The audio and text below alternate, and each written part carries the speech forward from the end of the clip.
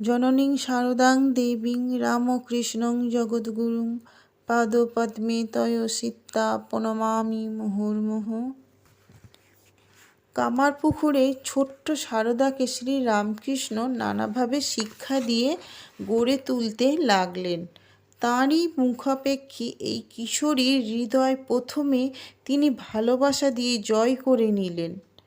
তারপর নিজের অভিজ্ঞতা লব্ধ জ্ঞানরাশি তাতে ঢেলে দিতে লাগলেন।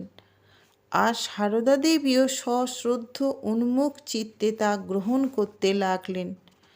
শ্রী রামকৃষ্ণ একদিকে যেমন নিজের ত্যাগোজ্জ্বল জীবনের আদর্শ তাঁর সামনে তুলে ধরলেন, সঙ্গে সঙ্গে লৌকিক ব্যবহারের খুঁটিনাটিও তাকে শেখালেন। উচ্চ ধর্মজীবন লাভের জন্য কিভাবে চরিত্র গঠন করতে হয় তা যেমন শেখালেন, সঙ্গে সঙ্গে শেখালেন কিভাবে আত্মীয় স্বজনদের সঙ্গে ব্যবহার করতে হয়, রাস্তায় বা গাড়িতে কিভাবে চলতে হয়, এমনকি প্রদীপের পোলতেটিতে কিভাবে রাখতে হয় তাও। স্বামীর দেহবুদ্ধিহীন স্বার্থশূন্য এই ভালোবাসা শ্রীমাকে বিভোর করে রেখেছিল।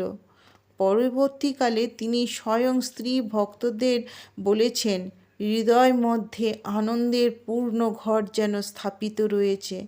ওই কাল থেকে সর্বদা তা তিনি অনুভব করতেন।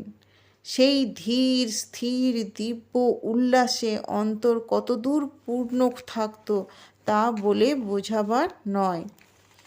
শ্রী রামকৃষ্ণ সর্বদাই শ্রীমাকে সংসারের অনিত্যতার কথা শোনাতেন। বলতেন, শেয়াল কুকুরের মতো কতকগুলি বাচ্চা বিয়ে কি হবে? শ্রীমায়ের মার অনেক ছেলেমেয়ে হয়েছিল, তাদের কয়েকটিও মারাও যায়। সকলের বড় দিদি বলে মা যেমন তাদের কোলে কাঁধে করেছেন, তেমনি তাদের মৃত্যু শোক তিনিও যথেষ্টই ভোগ করেছেন।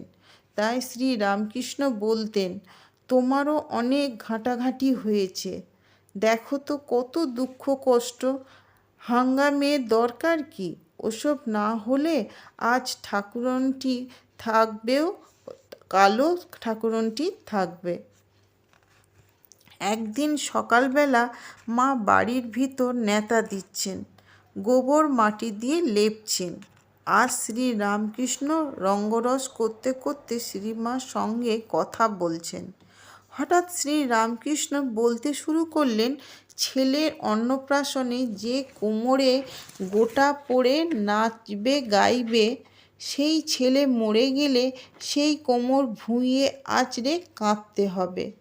লজ্জাশীলা মা নীরবে সব শুনছিলেন, কিন্তু সকলের মা হওয়ার জন্য যার আবির্ভাব, বারবার ছেলের মৃত্যুর কথা তাঁর বেশিক্ষণ ভালো লাগতে পারে না। তিনি একবার ধীরে ধীরে বলে উঠলেন, সবগুলোই কি আর মরে যাবে? তাঁর কথা বের হতে না হতেই শ্রী রামকৃষ্ণ চেঁচিয়ে বলে উঠলেন, ওরে জাত সাপের ন্যায় পা পড়েছে রে, জাত সাপের ন্যায় পা পড়েছে। ওমা, আমি বলি সাদাসিধে ভালো মানুষ, কিছু জানে না, পেটের ভেতর সব আছে, বলে কি না সবগুলো কি আর মরে যাবে? তিনি এমন হইচই করে উঠলেন যে মা লজ্জায় ছুটে পালিয়ে গেলেন। পরবর্তীকালে শ্রী রামকৃষ্ণ মাকে আশ্বস্ত করে বলেছিলেন, তোমায় এমন সব রত্ন ছেলে দিয়ে যাব, মাথা কেটে তপিস্যে করেও মানুষ পায় না। পরে দেখবে এত ছেলে তোমায় মা বলে ডাকবে, তোমার সামলানো ভার হয়ে উঠবে। আজ এই পর্যন্ত। ভালো লাগলে সাবস্ক্রাইব করে পাশে থাকবেন। মায়ের কৃপায় সবাই ভালো থাকুন, সুস্থ থাকুন, আনন্দে থাকুন।